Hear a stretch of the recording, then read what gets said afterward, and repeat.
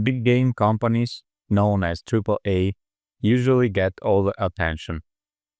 They have huge budgets, movie-like trailers, worldwide ads, and large teams.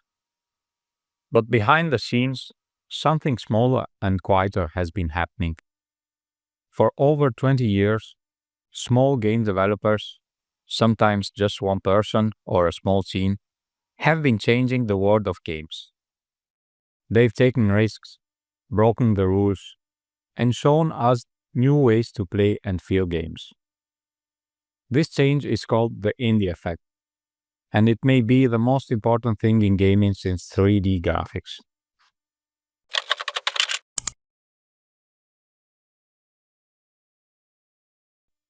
Before AAA studios made emotional stories, indie games were already doing it, with small budget but big hearts.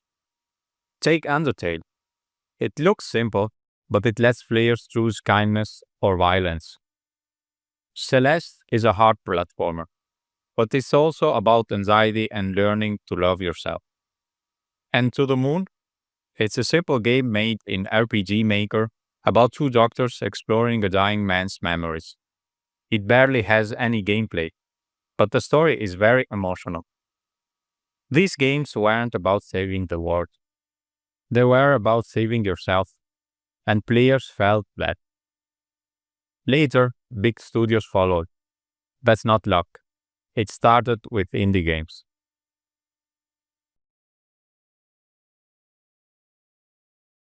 Big studios move slowly.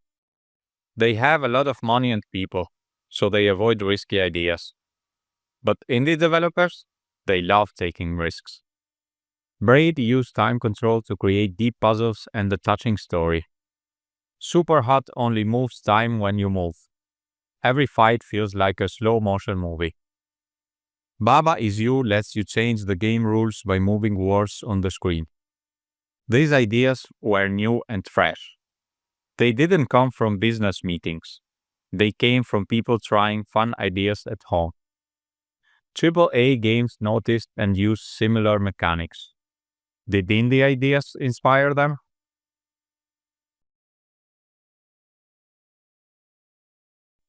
Do you remember when 2D platformers, card games, and farming sims seemed dead? Indie devs didn't forget them, and thank goodness. Shovel Knight brought back old school platforming with great gameplay. Slay the Spire made card games exciting again by mixing them with roguelike gameplay. Stardew Valley made farming games fun and popular again. These weren't brand new genres, but they were brought back with love and care, and they sold millions.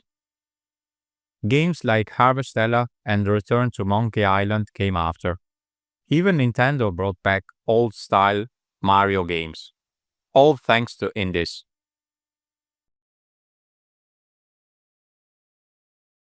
In the early 2000s, game studios wanted super realistic graphics, shiny water, detailed faces. Indie games couldn't afford that, so they chose style instead. Limbo used shadows and black and white to build a creepy mood. Hyper Light Drifter used bright colors and pixel art. Cuphead looked like an old 1930s cartoon, and it played just as smoothly. These games proved something important. Art style can be better than realism. It's not just about how real it looks, it's about how it feels. Now, big studios are following this too. Games like Hi Fi Rush and Sea of Stars use both styles to stand out.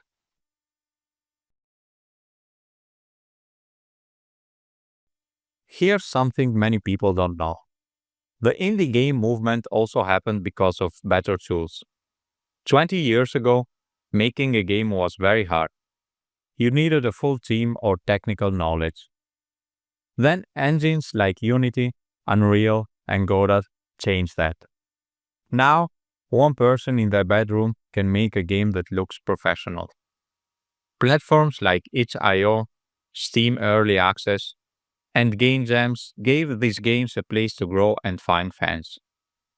Games like Hollow Knight and RimWorld became huge without big publishers. They had passion and community support. Even AAA games now use early access and ask players for feedback, just like indie devs have been doing for years.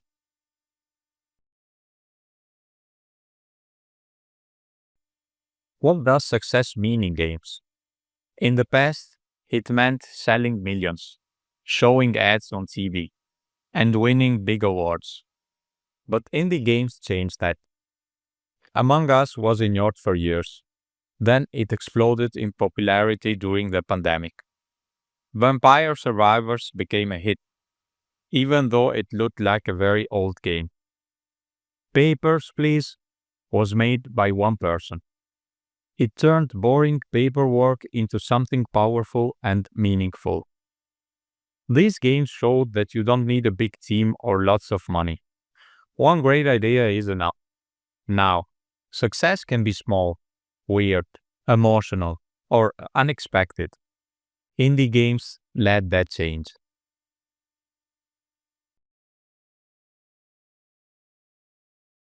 So, what does this all mean? Indie developers, once ignored and laughed at, are now a big part of why games are exciting today. They told brave stories, tried new gameplay, brought back old genres, and made games that were art, not just products. They gave us tools and showed us that success can look different. So, next time someone says, it's just an indie game, remember this. Small ideas today often become the big ideas of tomorrow. That's the indie effect.